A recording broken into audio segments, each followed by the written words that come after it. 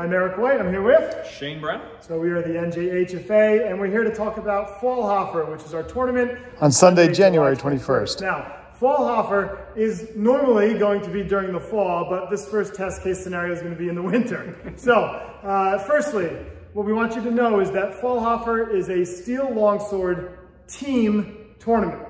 That means you're going to form a team of 3 to 5 people, and you're all going to enter the tournament that way as a single team. Now, the focus of this tournament is to promote camaraderie and the team mentality over individual losses or individual victories. So we think this dynamic is going to be unique to HEMA, and we hope to see that this team tournament is something that actually helps those within a club to build on relationships that they already have, those from outside of clubs if they make teams, to build new relationships or to already cement relationships that are already well established. So we want to both recognize and foster the importance of training with others, which is something we also do in our event called Spring Yak. So first off, let's go over the tournament structure.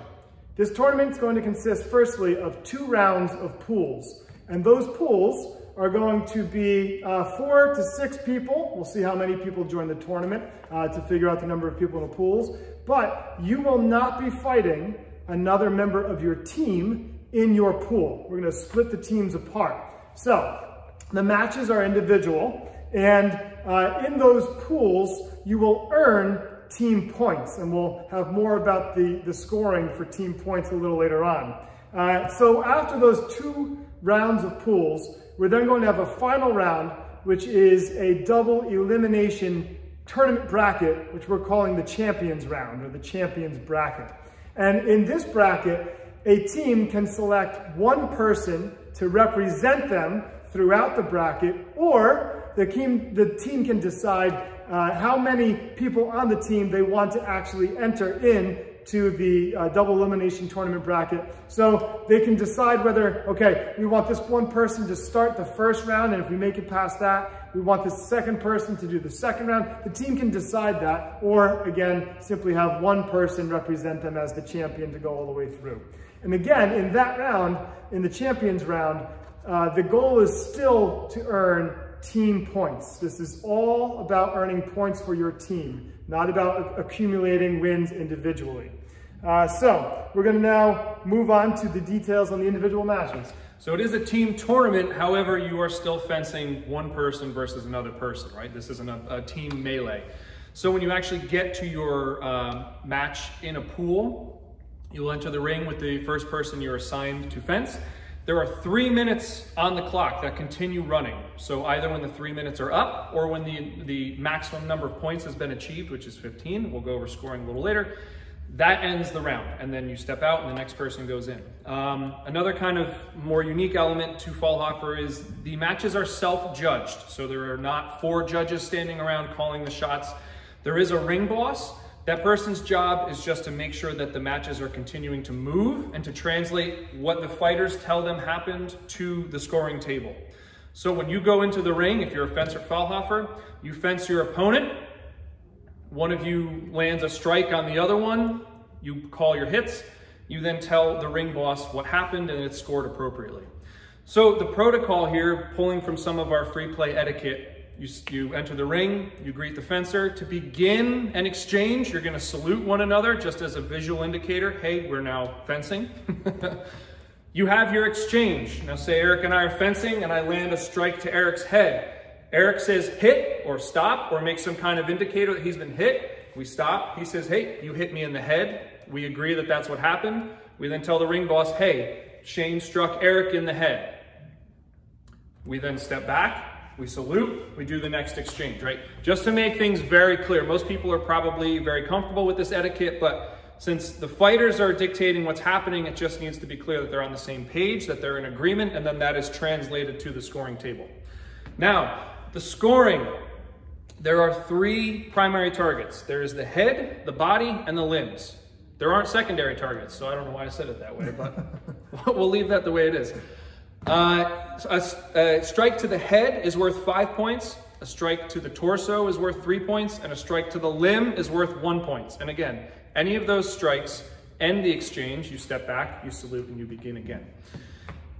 3 minutes is the limited amount of time, or 15 points, right? So if Eric and I are fencing and I hit him in the head 3 times in a row, that's it. That's the end of our bout. I've won 15-0.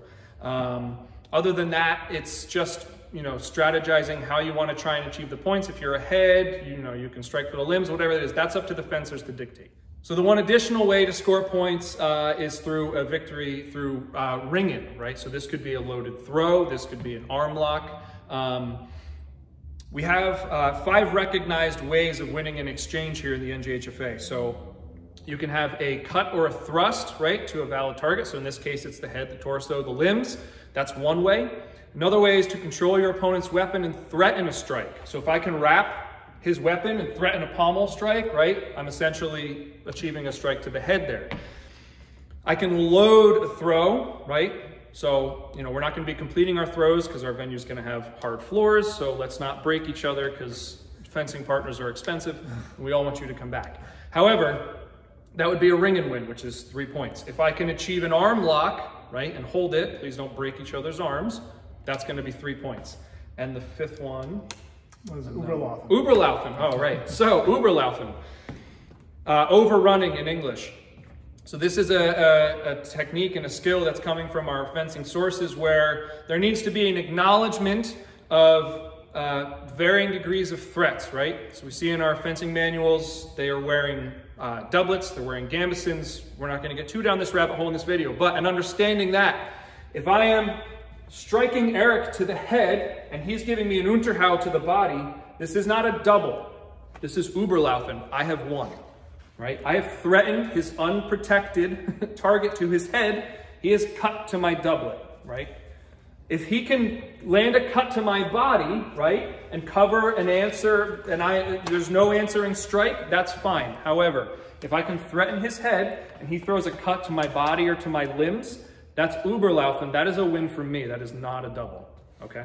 So I'm sure we're gonna have a lot of questions about that, but we'll, we'll deal with that as they come. Right. That being said, a true double is a double. Fighters can just, you know, set that aside, salute, begin again. So those are the different ways to score the individual exchange. And then we can go into actually scoring the event. All right, so for the team points, this is how it works. The matches, again, they're fought individually.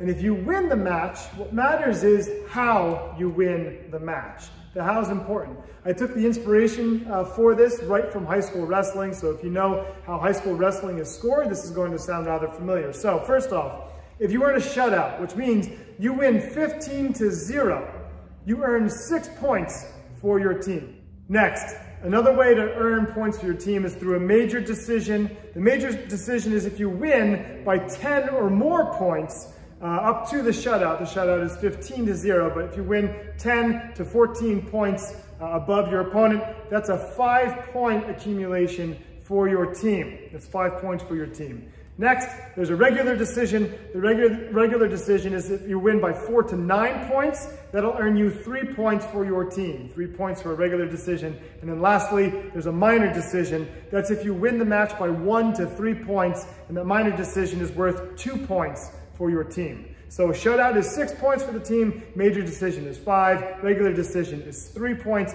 and a minor decision is 2 points for your team. That's how the points will accumulate for every single match from the pools all the way through the champions round in Fallhoffer.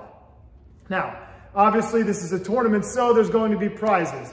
There will be prizes for the teams that earn 1st, 2nd, and 3rd place.